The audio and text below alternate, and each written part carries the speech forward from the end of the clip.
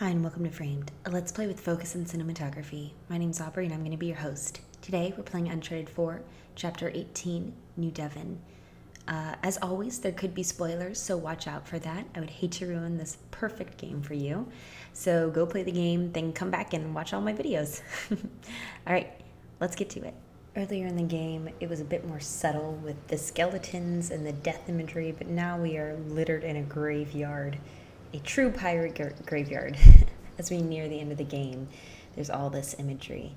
And these angels here on the left and on the other side of the bridge actually remind me a lot of the statues that we saw in Italy in Chapter 6. So I think it was a little bit of foreshadowing, retrospectively, I think it was a little bit of foreshadowing in Chapter 6 to all this angel imagery, all this these people raising their hands up towards the heavens is something Nate notices. He is looking upward a lot of times, but right where you enter these angels, there's a lot of death to be seen. It is literally many gibbets and skeletons littered everywhere. So foreboding stuff Nate is about to enter. I love the composition of this because it tells so much. So on the right, there's a skeleton and this dark jutting figure. It is literally on dark. And up above is a cross, and Nate is awash in white light. And we get this feeling of that Nate's right now down in the mud. He's not ascended yet to these higher morals. And on the right is death. And Elena's in the middle ground trying to help him. I love how Nate messes with his watch here because it reemphasizes that theme of memento mori, of this skeleton and this cross, which is what memento mori is based off of, is a Christian religion, and how little time you have on this earth. And there's this ethereal light raining down on Nate, trying to help him ascend, and Elena's on the right, trying to help him get to this higher place, and yet Nate's down in the mud with the death at the moment. Not to say he can't be redeemed, but it's a question at this point. We don't know. So Naughty Dog has amazing themes, in my opinion. Need your help for a Nate sec. literally has a run-in with death here, and it's not the only time in this chapter. He literally has to interact with a deathly-like figure. He has to climb upon Those things don't these look steady. They're not. gibbets, Be careful. and literally to ascend, he has to overcome death, and in literally that he has to rise above it and use these things that imprisoned and killed people and rise above these base values to get somewhere higher. So I think that's also a really clever interaction that Naughty Dog makes the player do to it's just something you can notice, and it's either you just take it as a pirate graveyard and take it at face value, or you can read a little bit more into it. But I love how they give that subtle option to be able to do so.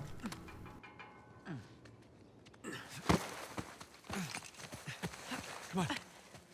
You alright? Yeah. Wow. Welcome to Avery's neighborhood. It's a nice place. If you don't mind some So structural right problems away like we see water Nate damage. framed in this shot with a literal red flag with skulls and crossbones, and Elena is literally in front of this green foliage that's verdant and full of life. So I think it sort of encapsulates where the characters are at right now. Elena's trying to keep Nate alive, and Nate had these base values for a while, but there's still green behind him. There's still a little bit of hope, so it's not necessarily all lost. Red and green are opposites on the color wheel, so that makes them what they call complementary colors. So even though they're opposing each other, they're opposites. They are, they're called complementary, which I think is a really perfect way to view Nate and Elena's relationship. They complement one another. However, at the moment, they're in opposition. Not necessarily opposition, but they have opposing wants, although Nate is possibly converting at this point. So, He's still alive. but then again, we have Sam in our sights, and that could make Nate change into more basic values. We don't know. So not only do I love the scene here, but I love what is presented, which is lotus flowers right below, along with the red frogs. So those little red dots you see below are jumping red frogs that are indigenous to Madagascar. I enjoy the mixture of the lotus and the frogs because the lotus, traditionally in Buddhism or Hinduism, the symbolism is that it is of purity, it is of enlightenment as that flower, because it grows out from the mud. So this pure white flower grows out unsullied, and it opens itself during the day towards the light, and then it closes during the night when it's darkest. So it's seen as a form of enlightenment. But I think these frogs are interesting because my guess is that they're the golden mantella, and while they're actually red here, the golden mantella frogs are endemic to Madagascar, and they are actually critically endangered, and they have a red form as well. So I think it's interesting because these You all right? frogs are another red flag, as it may be, or a red sign saying stop, and that perhaps that you don't have this much time left, and that the few species that are left could be endangered and could be erased. So Nathan and his treasure hunting ilk could be gone soon if they don't reach an enlightenment. So I have a bit of a color theory going on, which you're more than welcome to question or be dubious of, and all the colors I'm about to list are complementary colors of each other. So the yellow and purple are representative of Henry Avery and everyone else, basically. Red and green are Nate and Elena, and then blue and orange are Sam and Nate. So right now, Nate's with Elena, and you can see literally everything is awash in red and green. The walls are. And there's this plant on the left of him that has red We're in Christopher fronds Condon's and house. green leaves. And the red frogs are jumping around on the green lily pads. So when he's with her, it's literally saturated in those colors, just like it was saturated in so many previous chapters of the blue and orange with Sam. I love how when Nathan enters this room, the light is so dramatic. It almost looks like a chiaroscuro painting, where the light's coming in on the left, Looks like we found giving the this part. almost ethereal quality, and the background is so Looks dark. like we're a little late. It really does remind you of a Renaissance painting. Once again, Hey. Nathan has to interact Hey. in this red room with death. So it's Check a it out. huge warning sign. It's another I don't know how sigil. much more obvious it could be here, at least. Oh my god. What? It also almost reminds you of the Last Supper painting. It's these men's Last Supper for sure. Elena, these other pirate But captains have founded Libertalia. The way they're lined up at a table almost reminds you a little bit of What the hell happened? the Leonardo da Vinci painting. Well, I'm no forensics expert, but I would say bad drinks. Apparently. So what was this? Some kind of wealthy pirate suicide cult? Yeah, not likely. Not these guys.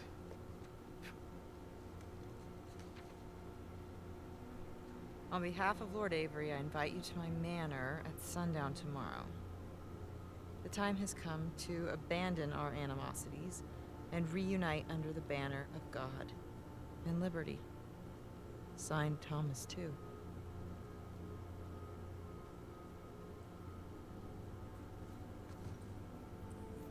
What do you bet? Thomas too? So right Henry when Avery. Nathan starts understanding everything, Looks he like gets our in the hosts light. didn't stick around to clean up their mess. Well, that wasn't very gracious of them. Okay, so these guys sparked a full-scale revolt when they claimed the treasure for themselves. Now, they took care of the colonists, but then they had to deal with each other.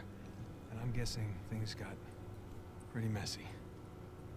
So, Avery and Two invite them up here to, Abandon our animosities. abandon the animosities. I really love how realistically Naughty Makes a Dog grand models toast. everything, because you can see how God and it liberty. affects the actors' Arg, faces, ahoy, mateys. and how it reflects in the characters. They all Their take a subtle swig. emotions that just was not possible even a few years ago. Except these two. And just like that, all the treasure of Libertalia becomes the sole possession of two men. We can see Elena, the realization that Nathan These is, are in a some of sense, a pirate history's because he greatest steals pirates. treasures from other people, And they albeit all dead. perished And that in an two men, instant. this was their downfall. This very is table. what they brought was death, and she's nervous and scared, but she's also trying to be supportive and understand her husband and his needs. So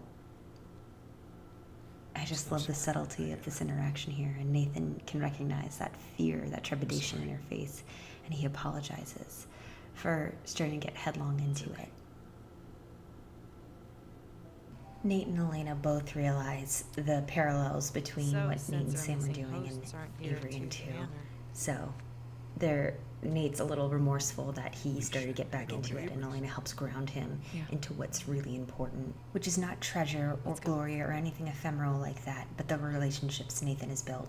These are the same reliefs we saw as outside on chapter 13 of the young man and the old man, which is the dichotomy of life and death, so just more memento mori to reinforce through the architecture.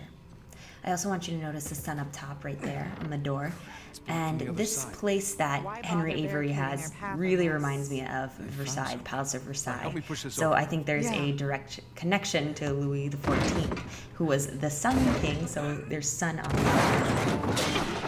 Nathan has a run-in with death, literally, or a skeleton. He has to come face to face with it. And right when you look down this hallway, this very opulent hallway, almost like the Hall of Mirrors, as in Versailles, there is this red curtain, this red flag almost, that is a warning. But why I call it the Hall of Mirrors is not only because it looks like a Rococo, and it's of the same era, actually. Henry Avery was living at the same time Louis XIV would be. But also this watery reflection. This hallway is almost golden, it washed in a golden glow, just like the Hall of Mirrors is, and there's this water that helps reflect, although there's not mirrors. So Louis XIV was really paranoid of the aristocracy.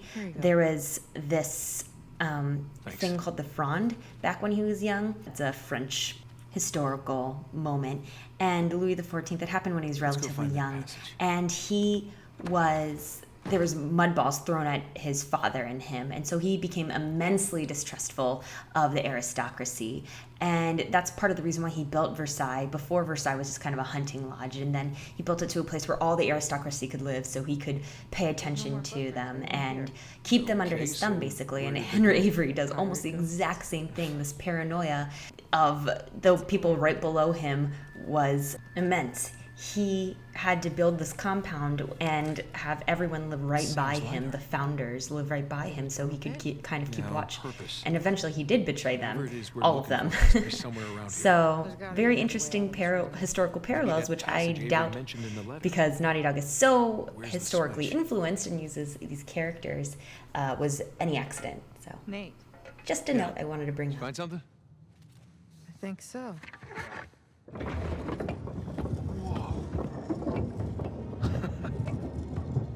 Good thing they figured that out for us. How did you do that? There's a bloody fingerprint right here where Libertalia should be, and I pushed it. Nicely done. Elena touching the globe is reminiscent of when young Nate was touching the globe in chapter 15, in the old lady's house. And back then, he was touching the globe, first of all, in his control, and he cared about traveling. And I think the world is symbolic of what Nate is currently caring about or thinking about. At least what he holds most important. That's his, quote, world. And so he was talking about traveling and where he wanted to go, the Taj Mahal, England. And it was all with Sam, and he thought only about treasure hunting.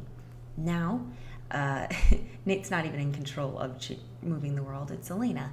And Elena doesn't flip through all these hundreds of different places, or, well, just a couple, but all the different places. She just moves it very slightly and pushes the button into Libertalia, and it's a bloody button. And we can infer that that bloody fingerprint is from Sam. And that's what Nathan cares about. He cares about balancing these two people he cares deeply for and keeping them safe and just being connected with them. So he wants Sam alive. He's willing to go to the ends of the earth to keep Sam alive. And he wants to make Elena happy. And he doesn't need to travel anymore. He doesn't need to do anything right now. His world is in Libertalia. So the letter said that Avery was moving his treasure to the ship. Yeah. Do you think the treasure's still on the island? I think it doesn't matter anymore. I find that interaction interesting because, one, you hear Elena just trying to engage with her husband, talking about Avery's treasure, but you can hear her maybe go down the rabbit hole a little bit herself. She has a propensity to be good at treasure hunting as well. And Nate says it doesn't matter anymore. And it leads someone to question, is this the end of Nathan treasure hunting? And we see a lot of stop clocks. And the end of him essentially being a Drake? Or is this just another, kind of false promise? So we're led to question that. Also up here we see a coat of arms with two swords clashing and a skull and crossbones. So it's Avery's sigil. It's normal for a coat of arms. But I can't help but wonder if it's foreshadowing of the last fight of this game to come. Alright, that's where I'm going to end it for this week. As always, thank you for watching. I hope to see you again the following Wednesday, and that perhaps you'll leave a comment on what you liked, what you didn't like, what I can improve upon, any other thoughts you might have that I missed. So I look forward to hearing and seeing you all again. Bye.